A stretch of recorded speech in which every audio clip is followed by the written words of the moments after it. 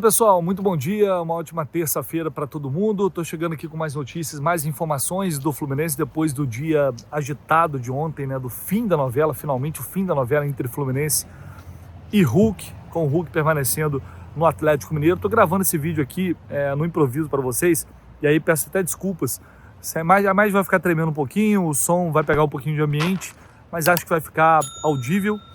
E como eu sempre falo, né, o mais importante é a informação, é notícia, e hoje tem um compromisso importante aqui, familiar, e por isso é o momento que eu consegui, um tempinho que eu consegui aqui para gravar esse conteúdo para vocês, não só repercutindo o desfecho da negociação de ontem, mas trazendo, acrescentando aqui algumas apurações e algumas informações extremamente importantes para o que vem por aí, para o futuro, que é o que importa a partir desse momento.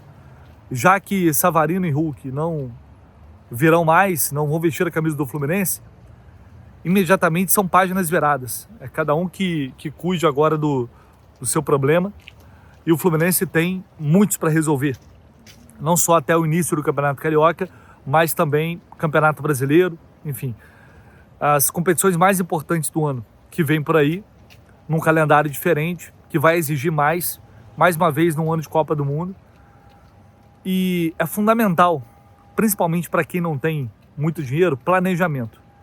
E agora a pergunta que fica é: qual o planejamento da diretoria do Fluminense a partir dessas duas negociações que acabaram frustradas? Eu vou começar aqui falando sobre a situação do Hulk, só trazendo um pouquinho de bastidor para vocês. Já falei algumas coisas ontem, mas acho que hoje dá para acrescentar alguns detalhes que a gente apurou, o Jornada KTO 1902. O Gabriel Amaral já trouxe algumas informações. Eu vou reforçar aqui alguns pontos e acrescentar outras coisas também. Realmente o Hulk, eu até expliquei isso ontem, né? Eu falei, cara, eu tinha gravado um vídeo falando que a negociação estava muito bem encaminhada e que havia realmente uma grande chance de acerto e que parecia, né, que caminhava realmente para isso, porque o Atlético, todo mundo sabe, precisa arrumar um jeito de contornar a situação que eles também acabaram se colocando com o Hulk. Um desgaste muito grande para todas as partes. Só que ninguém queria assumir essa culpa. O Atlético sempre quis fazer a operação, mas deu para trás diante da pressão da torcida. E aí eles queriam arrumar uma forma de tentar, de alguma forma, sair por cima nessa negociação. Dar uma satisfação para o torcedor: a gente está negociando o ídolo, mas em contrapartida a gente vai ter isso daqui. E aí, das exigências que eles fizeram, uma delas era ter porcentagem na venda de jogadores da base do Fluminense. E aí a nossa apuração diz o quê?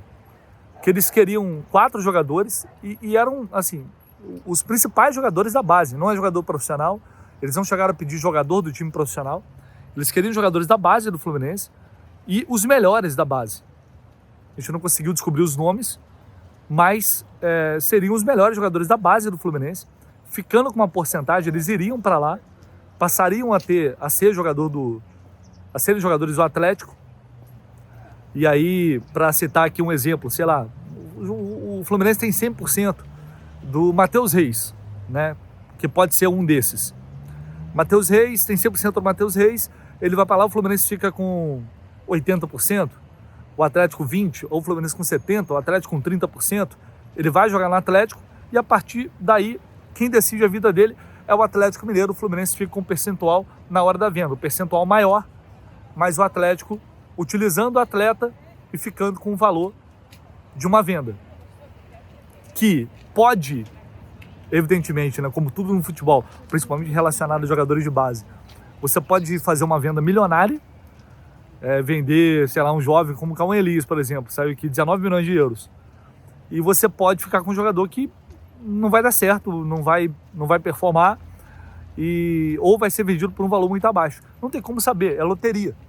E é claro que a gente está falando de um jogador como o Hulk, que é um jogador importante, sem dúvida alguma. Eu acho que chegaria, diante da nossa situação, do que se tem de opção de mercado viável e dos jogadores que o Fluminense tem, eu não tenho dúvida que mesmo com 39 anos, o Hulk seria elevaria o nível do time para essa posição, para esse ano, tá?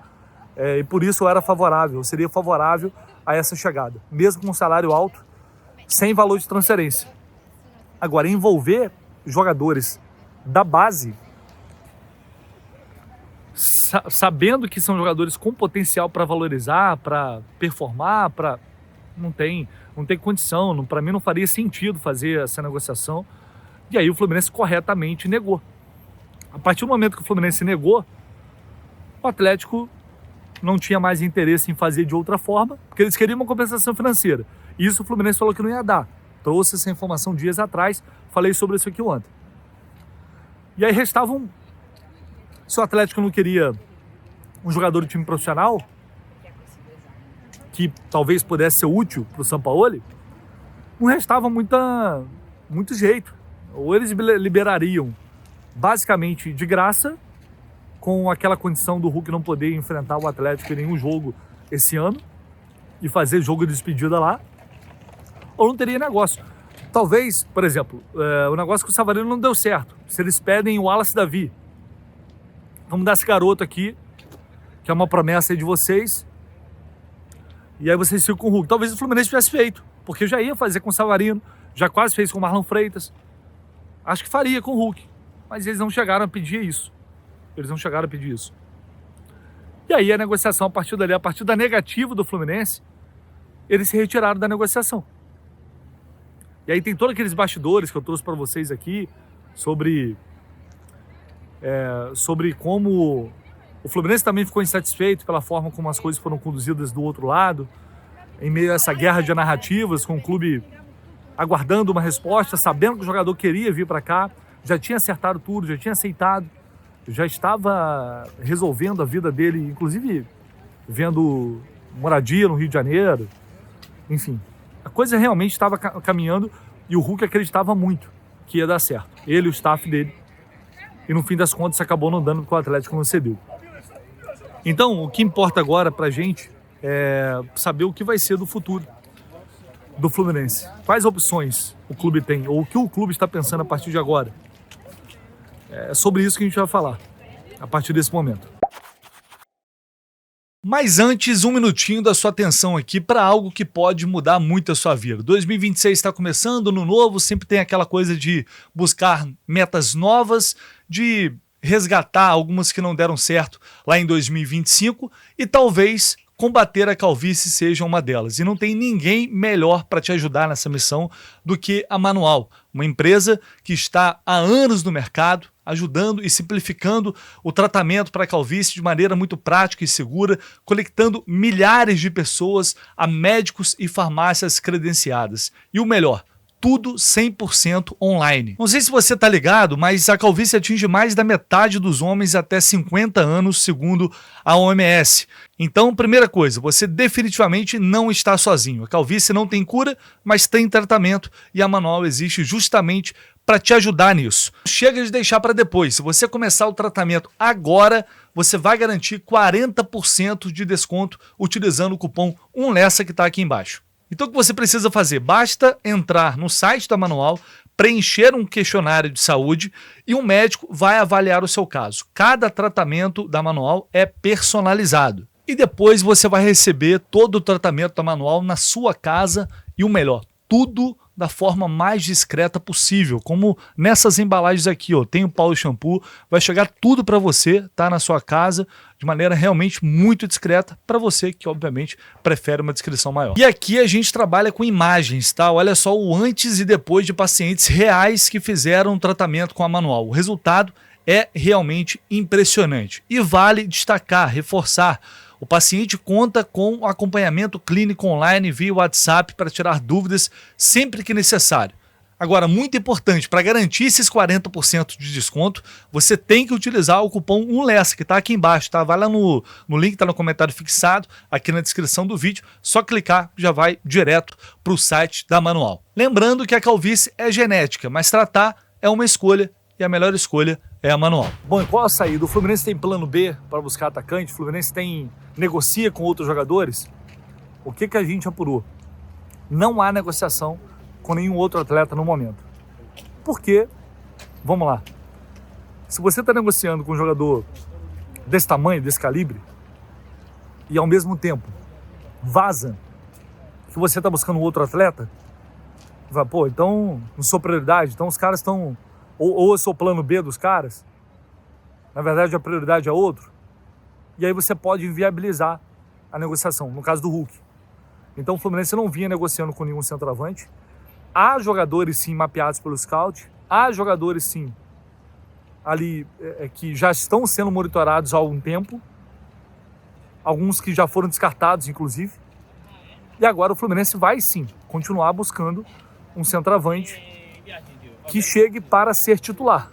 O objetivo é esse. Agora, para isso vai ter que botar grana, e qualquer atacante que faça gol aí, de nível de Série A, que faça gol, a gente está falando de mais de 10 milhões de euros. A não ser uma rara, a não ser que faça um trabalho de scout espetacular e consiga uma baita oportunidade de mercado. Fora isso, cara, fora isso, vai ter que botar muita grana. Isso se o Fluminense conseguir encontrar dentro desses valores, dentro da realidade do clube. Para chegar um cara que venha resolver esse problema grave que foi a camisa 9 do Fluminense durante toda a temporada de 2025. Se isso não acontecer, se o clube não conseguir, se a diretoria não conseguir chegar num jogador de nível mais alto, vai ter que partir para uma outra prateleira, mais abaixo, mais barata, porém mais abaixo. E aí pode ser jogador que seja mais do mesmo, ou pode ser jogador que não consiga entregar aquilo que a gente precisa, ou não consiga entregar um desempenho muito acima dos jogadores que hoje fazem parte do elenco, que é uma realidade. Uma coisa é você buscar um jogador, um atacante de 10, 12 milhões de euros e trazer, e ainda assim a questão contratual, salário, o que dá para pagar, o que não dá para pagar. Outra coisa é você buscar um jogador de 4, 5, 6 milhões de euros. Vai pagar mais barato, mas vai entregar o mesmo rendimento? É aí que está o problema. E é aí que entra o trabalho do scout, o trabalho de mercado, para mapear atletas que sejam viáveis financeiramente, que estejam ao alcance do clube e que possam mudar o nível, que possam realmente chegar para ocupar esse espaço como titular e não só para compor grupo. O Fluminense não precisa de jogador hoje para compor grupo. O Fluminense precisa qualificar o seu time titular. Acho que Savarino e Hulk fariam isso. O Savarino veio de uma temporada muito ruim. Aliás, os dois fizeram uma temporada abaixo, é verdade. Mas o Savarino, pelo que a gente apurou, e acho que o Gabriel também falou sobre isso, o Savarino era uma oportunidade de mercado. É um jogador que surgiu com interesse no Botafogo, teve negociação no Marlon Freitas, não deu certo, eles queriam o Wallace Davi, e aí o Fluminense viu no Savarino uma oportunidade de mercado. Um jogador que não é um ponta, é um meia. E ele chegaria para brigar por uma posição ali muito mais como meia do que como ponta. E para mim o Fluminense precisa de mais um ponta. Um ponta mais construtor? Ok, que é o que o Zubeldia quer, mas precisa. Então, não necessariamente, eu diria aqui, não necessariamente o Fluminense vai buscar um substituto para o Savarino, tá?